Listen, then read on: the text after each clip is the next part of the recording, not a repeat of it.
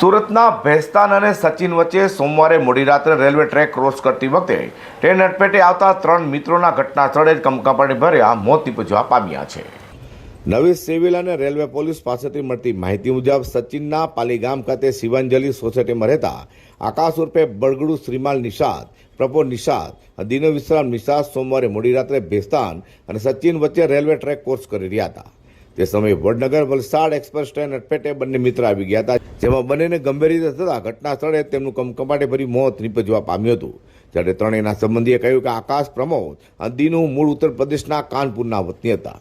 જોકે ત્રણેય મિત્રએ 2-3 દિવસ પહેલા રોજીરોટી માટે સુરત આવ્યા હતા અને ત્રણેય જરીના મશીનમાં નોકરી જવાની વાત કરતા હતા। જોકે ગત રાત્રે આકાશ પ્રમોદ સાથે જવા નીકળ્યા હતા।